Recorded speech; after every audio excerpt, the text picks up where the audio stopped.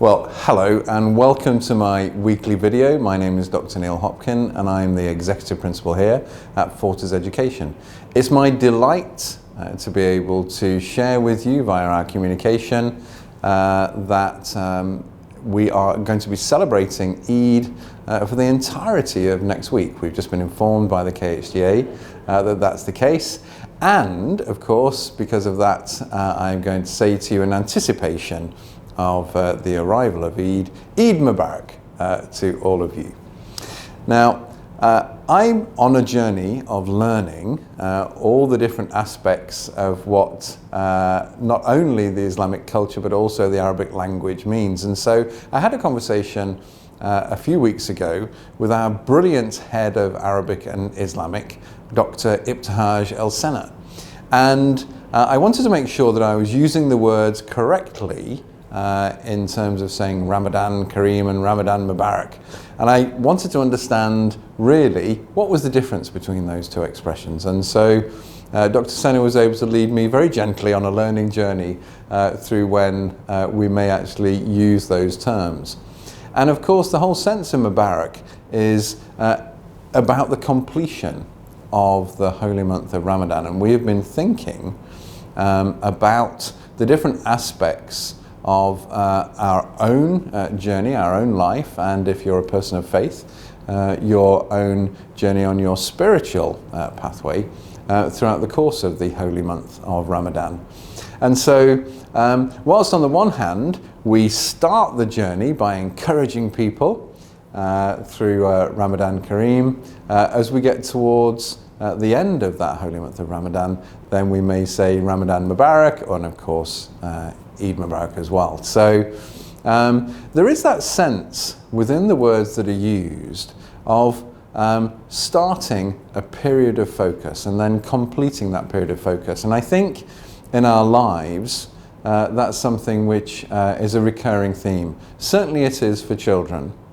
As they reach this term 3 of the year, whatever age they are, their teachers are making some sense of judgments and assessments about the kind of progress that the children have made and the levels of attainment that they have reached. Of course, if your children are old enough, they're also sitting exams, and there's a very public reckoning as they sit public examinations about how well they've done.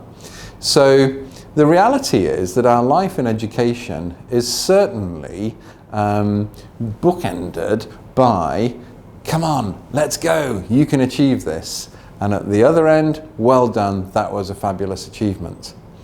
Now, all of us have different journeys. I remember when I was at school having some subjects that I thought I was going to be brilliant at and I didn't do as well in the exams as I thought I was going to for those.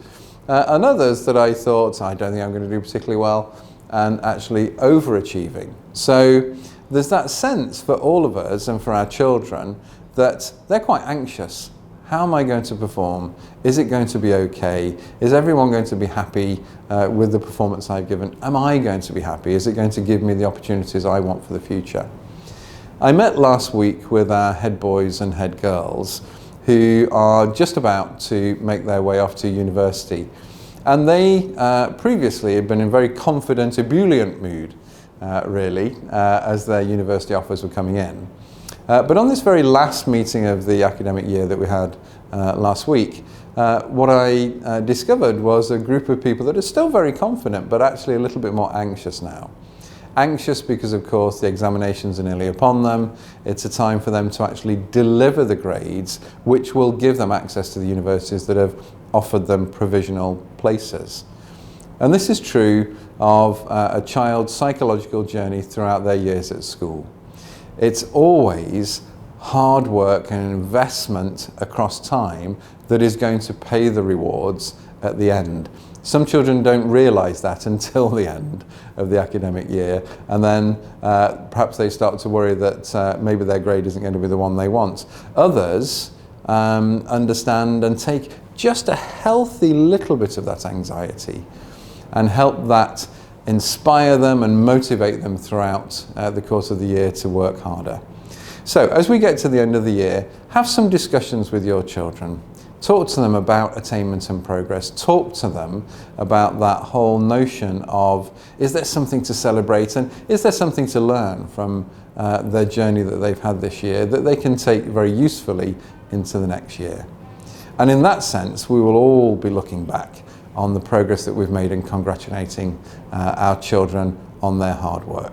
So, as I say, Eid Mubarak to all of you. Have a wonderful Eid break.